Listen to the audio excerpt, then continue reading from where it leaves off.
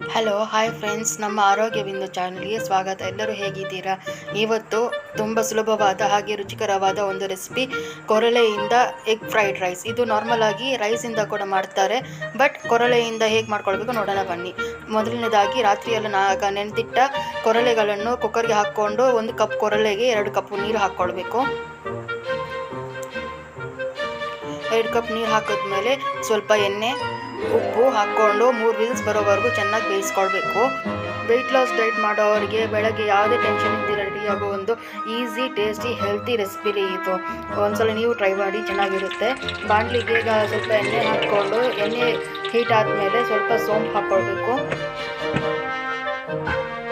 ಆಮೇಲೆ ಸ್ವಲ್ಪ ಬೆಳ್ಳುಳ್ಳಿಯನ್ನು ಕುಟ್ಕೊಂಡು ಅದನ್ನು ಹಾಕ್ಕೊಳ್ಬೇಕು. ಸಣ್ಣಕ್ಕೆ ಕಟ್ ಮಾಡ್ಕೊಂಡಿರೋ ಈರುಳ್ಳಿ, ಹಸಿಮೆಣಸಿನ್ಕಾಯಿ ಹಾಕಿ ಈರುಳ್ಳಿ ಚೆನ್ನಾಗಿ ಬೇಯೋವರೆಗೂ ಬೇಯಿಸ್ಕೊಳ್ಬೇಕು. ಆಮೇಲೆ ತರಕಾರಿಗಳು, ಬೀನ್ಸ್, ಕ್ಯಾರೆಟ್,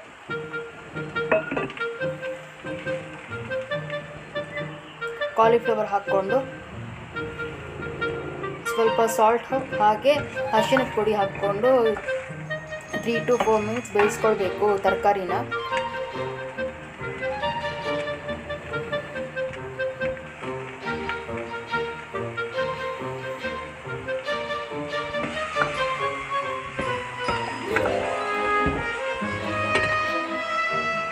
ತರಕಾರಿ ಸ್ವಲ್ಪ ಫ್ರೈ ಆದಮೇಲೆ ಸ್ವಲ್ಪ ಗರಂ ಮಸಾಲ,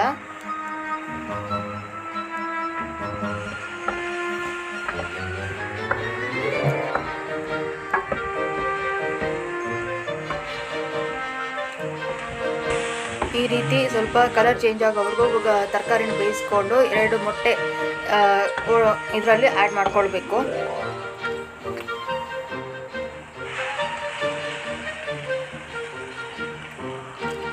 ಹೇಳಬೇಕಂದ್ರೆ ಮಕ್ಕಳು ತುಂಬ ಚೆನ್ನಾಗಿ ಇಷ್ಟಪಟ್ಟು ತಿಂತಾರೆ. ಒಂದ್ಸಲ ಟ್ರೈ ಮಾಡಿ, ನಿಮ್ಮ ಮಕ್ಕಳಿಗೂ ತಿನ್ನಿಸಿ.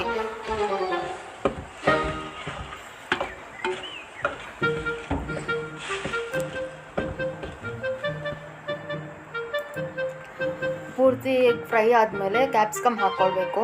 ಕ್ಯಾಪ್ಸಿಕಮ್ ಮೊದಲೇ ಆ್ಯಡ್ ಮಾಡಿದ್ರೆ ಅದು ಮೆತ್ತಗೆ ಹಾಕಿ ಟೇಸ್ಟ್ ಚೆನ್ನಾಗಿರಲ್ಲ. ಆಮೇಲೆ ಸ್ವಲ್ಪ ಖಾರದ ಪುಡಿ ಹಾಕ್ಕೊಳ್ಳಿ.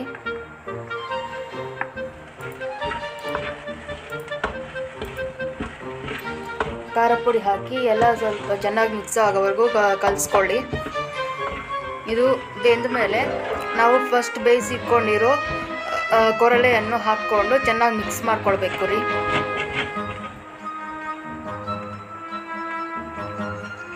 ಇಲ್ಲಿ ನಾನು ಕೊರಲೆ ತಗೊಂಡಿದ್ದೀನಿ, ನಿಮ್ಗೆ ಬೇಕಿದ್ರೆ ಇನ್ನು ಬೇರೆ ಯಾವುದಾದ್ರೂ ಮಿಲೆಟ್ಸ್ ತಗೊಳ್ಬೋದು. ಎಲ್ಲನೂ ಇದೇ ಸ್ಟೆಪ್ಪಲ್ಲಿ ಫಾಲೋ ಮಾಡಿದ್ರೆ ನಿಮಗೆ ಇದೇ ರೀತಿ ಟೇಸ್ಟಿಯಾಗಿ ಬರುತ್ತೆ.